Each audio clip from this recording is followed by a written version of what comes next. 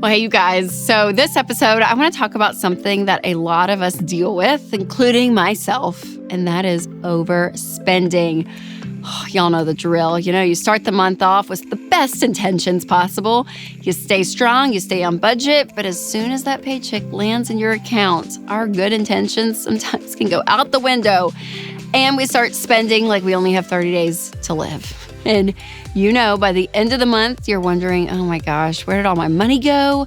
And why did I need 5 new lip glosses from Sephora? I mean, what is going on? I know, we've all been there. But what if I told you there are some simple, proven habits that can actually help you stay on track? So that's what I'm sharing with you guys today. 5 habits to cut overspending and saving money. And these habits are easy to incorporate into your routine. And once you get into the rhythm, they have you spending smarter and saving more in no time. All right, you ready? Habit number 1, cash out the category. So if there are categories that you tend to overspend, maybe it's groceries or eating out or clothes, well, cash them out. Yes, I mean actual physical cash. And why is that? Well, it's actually easier to save when you actually can see your money. Because once you see that cash start dwindling, trust me, you're thinking twice about Uber Eats. And you're like, okay, we can just make sandwiches tonight.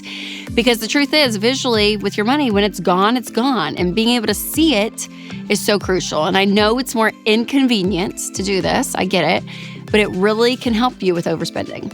Habit number 2, the leave it in the cart method. This is one of my favorites. I do this all the time, whether it's like Abercrombie or J. Crew or Amazon, whatever it is, I will say, add to cart, add to cart, add to cart, add to cart, add to cart. And then sometimes I'm like, oh yeah, I forget about it and I'll, just sleep on it, give it a day or two and see if it's still a purchase that I want to make. And usually it's an impulse purchase where you look and say, oh yeah, you get back to it and you're like, oh, I don't even like those shorts anymore and take them off, or no, we don't really need that. I can take that off. And so you start to actually see your stuff dwindle in the cart because majority of the time it is such on impulse. But when you add it to cart, it kind of feels like you bought it in a weird way. It's kind of exciting to be like, oh, here. So you kind of get that fun adrenaline hit and then you keep your money, which is a great thing. So that is habit number 2. Habit number 3 is the revolving door method. So every new item you bring in, something else has to go. You can sell it, you can donate it, you can trash it. But the idea is to make space for your new item by getting rid of something else. And I think this is a great way to reinforce the value of what you already have because it's going to make you think twice about buying something if you know something else has to be taken out. So try this rule for about 2 months, and it's crazy to see how effective it is when it comes to your shopping habits because even the stuff you're giving away or, selling maybe, you're like, why did I buy that in the first place? And then you're thinking about, oh, I don't really need that when you go to buy something else. Habit number 4, the challenge method. So set a financial goal for 1 month and challenge yourself to see how much money you can save just by cutting out frivolous spending, like those Starbucks runs or maybe that subscription that you don't use a lot.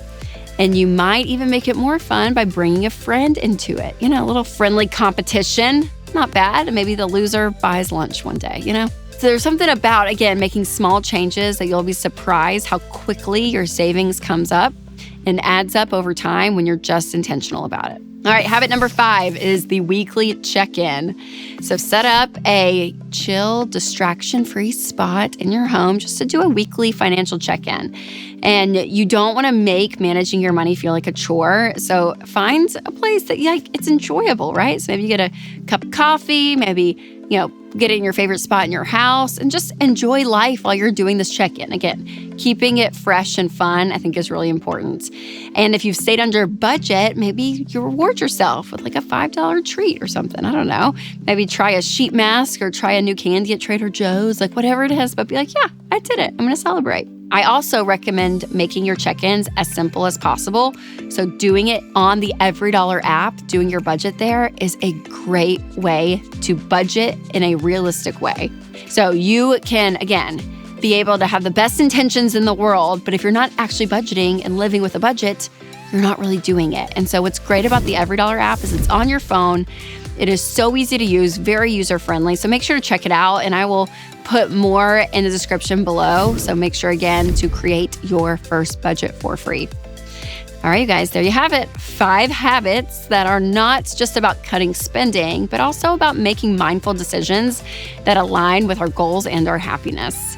And trust me, these habits make staying with your budget so much easier. And if you need help deciding which expenses you should consider cutting from your budget, make sure to check out my video where I share 22 unnecessary expenses that you're probably not even going to miss. All right, you guys, remember to take control of your money and create a life you love.